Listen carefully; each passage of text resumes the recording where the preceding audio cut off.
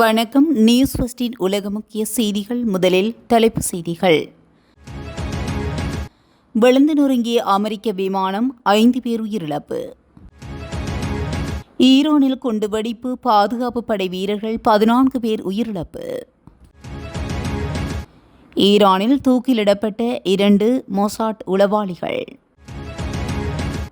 ஜெர்மனியிலிருந்து 5000 இராணுவ வீரர்களை மீளப்பெறும் அமெரிக்கா.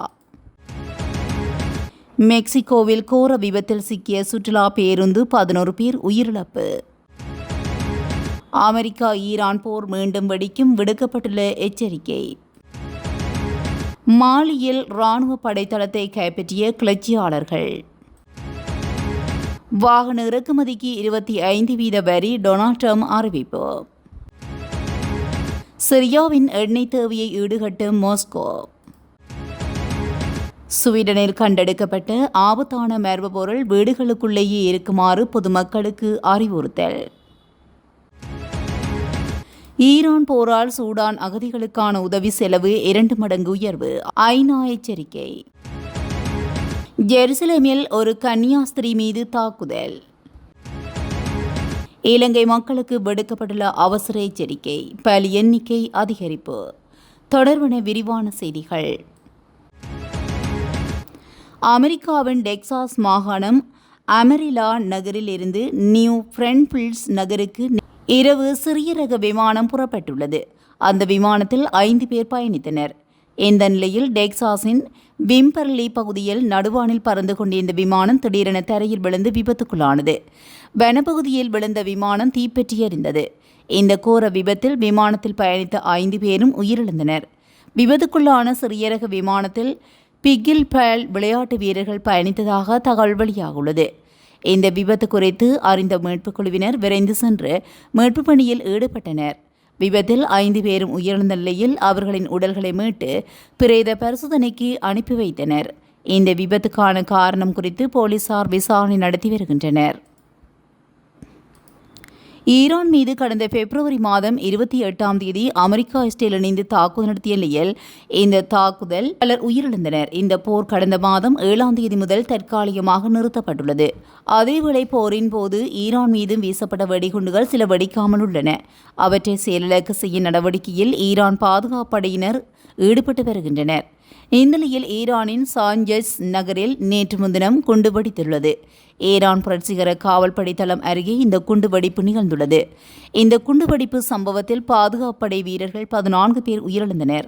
போரில் ஈரான் மீது அமெரிக்கா வீசிய குண்டு தற்போது வெடித்ததாக தகவல் வெளியாகியுள்ளது. ஈரான் போரின் போது இஸ்ரேலின் மொசாட் உளவுத்துறைக்காக உளவு பார்த்ததாக கூறப்பட்ட 2 தூக்கிலிடப்பட்டுள்ளனர். இஸ்லாமிய புரட்சிகர காவலர் படையுடன் நெருங்கிய தொடர்புடைய பார் செய்தி நிறுவனத்தின் மூலம் இவர்கள் யாகூப் கிரீம்பூர் மற்றும் நாசர் பெகர்சாதே ஆகியோர் என அடையாளம் காணப்பட்டுள்ளனர். இவர்களில் நாசர் பெகர்சாதே என்பவர் முக்கிய அரசாங்க மத மற்றும் மாகாண பிரமுகர்கள் பற்றிய விவரங்களை சேகரித்ததாகவும் நாட்டின் முக்கிய அணுசக்தி நிலையங்கள் அமைந்துள்ள நடான்ஸ் பிராந்தியத்தின் முக்கிய மையங்கள் பற்றிய தகவல்களை வழங்கியதாகவும் குற்றம் சாட்டப்பட்டுள்ளது. அதேவேளை யாகூப் கிரீம்பூர் என்பவர் மொசாட் அதிகாரிகளிடம் முக்கிய மற்றும் இரகசிய தகவல்களை பகிர்ந்து கொண்டதாகவும் குற்றம் சாட்டப்பட்டுள்ளது. ஜெர்மனியிலிருந்து 5000 இராணுவ வீரர்களை மீளப்பெறுவதற்கு அமெரிக்க பாதுகாப்புத்துறை திட்டமிட்டுள்ளதாக சர்வதேச ஊடகங்கள் செய்தி வெளியிட்டுள்ளன. ஈரானுடனான போர் விவகாரத்தில் அமெரிக்க ஜனாதிபதி டொனால்ட் ட்ரம்ப் மற்றும் ஜெர்மன் ஜனாதிபதி ஆகியோருக்கு இடையே ஏற்பட்டுள்ள கருத்து மோதலுக்கு மத்தியில் இந்த தீர்மானம் எடுக்கப்பட்டுள்ளதாக தெரிவிக்கப்பட்டுள்ளது. ஈரானிய பேச்சுவார்த்தையாளர்களால் அமெரிக்கா அவமானப்படுத்தப்பட்டுள்ளதாக மெர்ஸ் குறிப்பிட்டதை அடுத்து அவரை ட்ரம்ப் விமர்சித்த மறுநாளே இந்த முடிவு வெளியாகியுள்ளது. குடிவரவு மற்றும் எரிசக்தி உள்ளிட்ட பல்வேறு விவகாரங்களில் மெர்ஸ் மிக மோசமாக செயல்படுகின்றார் என ட்ரம்ப் தனது சமூக வலைதள கணக்கில் குற்றம் சாட்டியுள்ளார். அத்துடன் இத்தாலி மற்றும் ஸ்பெயினிலிருந்து அமெரிக்க இராணுவ வீரர்களை மீளப்பெறுவது குறித்தும் ட்ரம்ப் பரிந்துரைத்துள்ளார். கடந்த டிசம்பர் மாத நிலவரப்படி ஜெர்மனி முழுவதும் உள்ள தளங்களில் இருந்து 36,000க்கும் மேற்பட்ட அமெரிக்க படையினர் பணியாற்றி வரும் நிலையில் பாதுகாப்பு செயலாளர் பேட் கெக்ஸெத்தின் உத்தரவின் பேரில் இந்த நடவடிக்கை எடுக்கப்பட்டுள்ளதாக பென்டகன் ஊடக பேச்சாளர் தெரிவித்துள்ளார். ஜெர்மனியிலிருந்து 5000 அமெரிக்க ராணுவ வீரர்களை அடுத்த 6 முதல் 12 மாதங்களுக்குள் கட்டங்கட்டமாக திரும்பப் பெற தீர்மானிக்கப்பட்டுள்ளது என அமெரிக்க அதிகாரிகள் தெரிவித்தனர். நேட்டோ கூட்டணியை நீண்ட காலமாக விமர்சித்து வரும் ட்ரம்ப் ஹார்முஸ் நீரிணையை மீண்டும் திறப்பதற்கான நடவடிக்கைகளில் ஒத்துழைக்க மறுக்கும் நட்பு நாடுகள் மீது தமது அதிருப்தியை வெளிப்படுத்தி வருகின்றனர். இந்நிலையில் ஈரான் போரில் உதவி செய்யாததற்காக இத்தாலி மற்றும் ஸ்பெயினையும் அவர் கடுமையாக விமர்சித்துள்ளமையும் குறிப்பிடத்தக்கது. மெக்சிகோவின் மேற்கு நயாரிட் மாகாணத்தில் நேற்று முன்தினம் சுற்றுலா பேருந்து ஒன்று விபத்துக்குள்ளானதில் 11 பேர் உயிரிழந்ததுடன் மேலும் 31 பேர் காயமடைந்துள்ளனர். ஜலிஸ்கோ மாகாணத்திலிருந்து அமெட்லான் டி கானாஷ் நகரை நோக்கி பயணித்துக் கொண்டிருந்த போதே இந்த விபத்து நிகழ்ந்துள்ளது. நயாரிட்டில் உள்ள பொழுதுபோக்கு மையம் ஒன்றுக்கு சென்று கொண்டிருந்ததாக பேருந்து ஒன்று நெடுஞ்சாலையிலிருந்து விலகி தலைகீழாக கவிழ்ந்து விபத்துக்குள்ளானதாக சர்வதேச ஊடகங்கள் தெரிவிக்கின்றன. நயாரிட் மற்றும் ஜிலிஸ்கோ மாகாணங்களைச் சேர்ந்த அவசர கால நிவாரணக் குழுக்கள் உடனடியாக செயல்பட்டு மீட்புப் பணிகளில் ஈடுபட்டுள்ளனர். விபத்துக்கான காரணத்தை கண்டறிவதற்கும் மீட்பு நடவடிக்கைகளை மேற்கொள்வதற்கும் அப்பகுதி வீதி தற்காலிகமாக மூடப்பட்டுள்ளதாக சர்வதேச ஊடகங்கள் செய்தி வெளியிட்டுள்ளன. அமெரிக்கா ஈரான் இடையான போர் மீண்டும் தொடங்கும் சூழல் நிலவுவதாக ஈரானிய மத்திய கட்டளையகத்தின் சிரேஷ்ட அதிகாரி முகமது ஜாபர் அசாதி எச்சரிக்கை விடுத்துள்ளார். அமெரிக்கா எந்த ஒரு உடன்படிக்கையோ அல்லது ஒப்பந்தத்தையோ மதிப்பதில்லை. ஏதேனும் முட்டாள்தனமான செயலில் ஈடுபட முயன்றால் அதை எதிர்கொள்ள முழு தயார் நிலையில் இருப்பதாகவும் ஈரான் ராணுவம் தெரிவித்துள்ளது. அணுசக்தி விவகாரத்தில் ஈரான் மீது அமெரிக்கா இஸ்ரேல் இணைந்து தாக்குதல் தொடங்கிய போரில் தற்போது தற்காலிக போர் நிறுத்தம் நடைமுறையில் உள்ளது. ஆனால் அணுசக்தி தொடர்பாக அமெரிக்கா ஈரானிடையே பேச்சுவார்த்தை நடப்பதில் இழுபறி இருந்து வருகிறது. மேலும் ஹார்முஸ் ஜலசந்தி விவகாரத்தில் இரு நாடுகளிடையே பதற்றம் நீடித்து வருகிறது. அமெரிக்காவுடன் ஒப்பந்தம் செய்யாவிட்டால் தாக்குதல் நடத்துவோம் என்று ஈரானை அமெரிக்க ஜனாதிபதி ட்ரம்ப் எச்சரித்திருந்தமையும் குறிப்பிடத்தக்கது. மேற்கு ஆப்பிரிக்காவில் அமைந்துள்ள மாலியில் கடந்த 2021 ஆண்டு முதல் இராணுவ ஆட்சி நடைபெற்று வருகிறது. அந்நாட்டின் அதிபராக இராணுவ ஜெனரல் அசிமி ஹொமிடோ செயல்பட்டு வருகிறார். மாலியின் தலைநகர் பமாகோ உட்பட பல்வேறு நகரங்களில் கடந்த மாதம் 27ஆம் தேதி அல் கொய்தா உட்பட பயங்கரவாதிகளுடன் சேர்ந்து கிளர்ச்சியாளர்கள் திடீர் தாக்குதல் நடத்தியுள்ளனர். தலைநகர் உட்பட நாட்டின் பல்வேறு பகுதிகளை கைப்பற்ற கிளர்ச்சியாளர்களும் பயங்கரவாதிகளும் தொடர் தாக்குதல் நடத்தி வருகின்றனர். அதேவேளை இந்த தாக்குதலுக்கு ராணுவம் பதிலடி கொடுத்து வருகிறது. இந்நிலையில் மாலியின் வடக்கு மாகாணம் கிடல் அருகே உள்ள டிசலீட் நகரில் அமைந்துள்ள ராணுவ படைத்தளத்தை பயங்கரவாதிகளுடன் சேர்ந்து கிளர்ச்சியாளர்கள் கைப்பற்றியுள்ளனர். உள்நாட்டு போர் தீவிரமடைந்து வரும் நிலையில் மாலி ராணுவம் மற்றும் ரஷ்யாவின் ஆதரவு படைகளும் டிசலீட் ராணுவ படைத்தளத்தில் இருந்து பின்வாங்கிவிட்டதை அடுத்து அந்த படைத்தளத்தை பயங்கரவாதிகளுடன் சேர்ந்து கிளர்ச்சியாளர்கள் கைப்பற்றியுள்ளனர். வர்த்தக ஒப்பந்தங்களில் முழுமையான உடன்பாடு எட்டப்படாததால் ஐரோப்பாவிலிருந்து அமெரிக்காவுக்கு இறக்குமதி செய்யப்படும் வாகனங்களுக்கு அடுத்த வாரம் முதல் 25% வரி விதிக்க அமெரிக்க அதிபர் டொனால்ட் ட்ரம்ப் நடவடிக்கை எடுத்துள்ளார். தனது கணக்கில் பதிவிட்ட ஒரு பதிவிலேயே இவர் இவ்வாறு தெரிவித்துள்ளார். அதன்படி கார்கள் மற்றும் ட்ரக்குகளுக்கு 25% வரி விதிக்கப்படும் என்றும் அமெரிக்க அதிபர் தெரிவித்துள்ளார். அமெரிக்காவில் உள்ள தொழிற்சாலைகளில் கார்கள் மற்றும் ட்ரக்குகள் தயாரிக்கப்பட்டால் வரி விதிக்கப்படாது என்றும் அமெரிக்க அதிபரின் பதிவில் குறிப்பிடப்பட்டுள்ளது. தற்போது பல கார் மற்றும் ட்ரக் தொழிற்சாலைகள் கட்டுமானத்தில் இருப்பதாகவும் அதில் $100 பில்லியன் மேல் முதலீடு செய்யப்பட்டுள்ளதாகவும் கூறிய அமெரிக்க அதிபர் இது கார் மற்றும் ட்ரக் உற்பத்தி வரலாற்றில் ஒரு சாதனை என்றும் தெரிவித்துள்ளார். அமெரிக்க தொழிலாளர்களை கொண்டு இயங்கும் இந்த தொழிற்சாலைகள் விரைவில் திறக்கப்படும் என்றும் தற்போது அமெரிக்காவில் நடைபெற்று வரும் இந்த செயல்முறை இதற்கு முன்பு ஒருபோதும் நடந்ததில்லை என்று அமெரிக்க ஜனாதிபதியின் குறிப்பில் மேலும் கூறப்பட்டுள்ளது. சிரியாவில் ஆட்சி மாற்றம் ஏற்பட்டு புதிய அரசு மேற்கத்திய நாடுகளுடன் நெருக்கம் காட்டி வரும் நிலையில் அந்நாடு தனது எரிசக்தி தேவைகளுக்காக இன்னும் ரஷ்யாவின் எண்ணெயையே பெரிதும் நம்பியிருப்பதாக தகவல் தெரிவிக்கின்றன.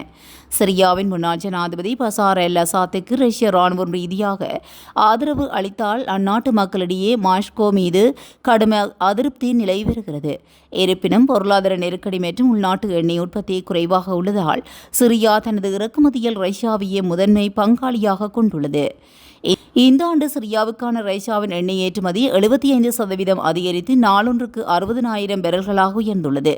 சிரியாவின் உள்நாட்டு எண்ணெய் உற்பத்தி நாளொன்றுக்கு 35,000 பேரல்களாக மட்டுமே உள்ள நிலையில் அந்த நாட்டின் ஒட்டுமொத்த தேவை 1,20,000 முதல் 1,50,000 பேரல்கள் வரை உள்ளது. இந்த இடைவெளியை நிரப்ப ரஷ்யாவிலிருந்து வரும் எண்ணெய் கப்பல்கள் பெரும் பங்காற்றுகின்றன. சிரியாவின் தற்போதைய அரசு வாஷிங்டன் மற்றும் ஐரோப்பிய நாடுகளுடன் சமூக உறவை விரும்பினாலும் உலகளாவிய நிதி அமைப்புகளுடன் இன்னும் முழுமையாக இணையாததனால் ரஷ்யா போன்ற நாடுகளின் விநியோக சங்கிலியையே சார்ந்து இருக்க வேண்டிய கட்டாயத்தில் உள்ளது.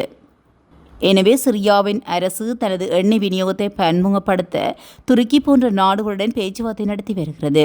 ரஷ்யாவின் இந்த எண்ணெய் அரசியல் சிரியாவில் மாஸ்கோ எனும் தனது செல்வாக்கை தக்க வைத்துக் கொள்வதற்கான ஒரு கருவியாக பயன்படுத்தப்படுவதாக அரசியல் ஆய்வாளர்கள் கருதுகின்றனர். தெற்கு ஸ்வீடனில் மால்மோ நகரில் சந்தேகத்துக்கிடமான மர்ம பொருள் ஒன்று கண்டெடுக்கப்பட்டதை அடுத்து அங்குள்ள பல வீதிகள் நேற்று போலீசார் முடக்கியுள்ளனர். குறித்த பொருள் வெடிக்கக்கூடிய அபாயம் கொண்டதாக கருதப்படுவதனால் பொதுமக்கள் வீடுகளுக்குள்ளே இருக்குமாறு அவசர எச்சரிக்கை வழங்கப்பட்டுள்ளது. இதனையடுத்து சம்பவ இடத்துக்கு தேசிய வெடிகுண்டு தடுப்பு பிரிவினர் வரவழைக்கப்பட்டு அந்த பொருளை ஆய்வு செய்யும் பணிகளில் ஈடுபட்டுள்ளனர். அத்துடன் மால்கோ நகரின் முக்கிய பகுதிகளில் உள்ள உணவகங்கள், கடைகள் மற்றும் வணிக நிறுவனங்களில் இருக்கும் மக்கள் பாதுகாப்பு கருதி வெளியே வர வேண்டாம் என போலீசார் தங்களது அதிகாரப்பூர்வ இணையதளத்தில் பதிவிட்டுள்ளனர். இந்த பாதுகாப்பு நடவடிக்கையினால் அப்பகுதியில் போக்குவரத்து மற்றும் மக்களின் இயல்பு வாழ்க்கை தற்காலிகமாக பாதிக்கப்பட்டுள்ளது. குறித்த மர்ம பொருள் என்ன என்பது குறித்து அதன் பின்னணி குறித்தும் போலீசார் தீவிர விசாரணைகளை மேற்கொண்டு வருகின்றனர்.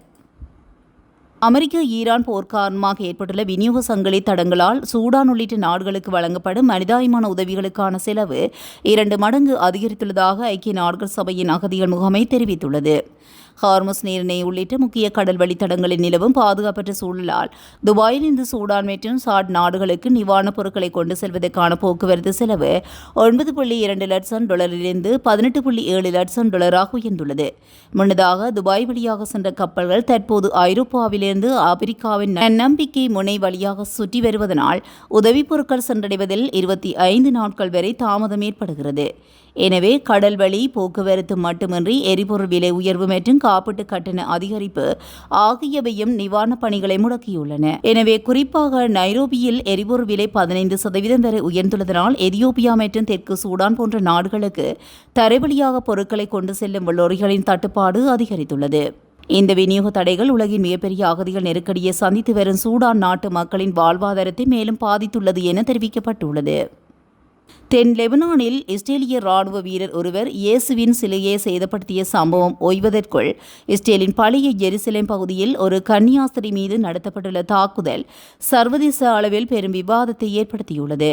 இஸ்ரேலின் பழைய ஜெருசலேம் பகுதியில் உள்ள மவுண்ட் சியோன் அருகே கடந்த ஏப்ரல் 28 அன்று மாலை இந்த அதிர்ச்சிகரமான சம்பவம் அரங்கேறியுள்ளது.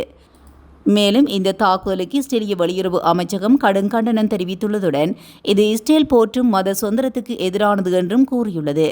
பிரெஞ்சு தூதரகமும் இந்த விவகாரத்தில் குற்றவாளிக்கு கடுமையான தண்டனை வழங்கப்பட வேண்டும் என்றும் வலியுறுத்தியுள்ளது. 2026 ஆண்டின் இதுவரையான காலப்பகுதியில் 25,082 டெங்கு நோயாளர்கள் பதிவாகியுள்ளதாக இலங்கையின் தேசிய டெங்கு ஒழிப்பு பிரிவு தெரிவித்துள்ளது. இலங்கையில் கொழும்பு, கம்பகா, மாத்தறை, காலி, இரத்தினபுரி, களுத்துறை ஆகிய மாவட்டங்களிலும் கொழும்பு மாநகர சபை பிரிவுகளிலும் அதிகளவான நோயாளர்கள் பதிவாகியுள்ளதாக அந்த பிரிவின் சமூக வைத்திய நிபுணர் தெரிவித்துள்ளார். அத்துடன் டெங்கு நோய் காரணமாக இதுவரையிலும் 12 பேர் உயிரிழந்துள்ளதாக அவர் வெளிப்படுத்தியுள்ளார்.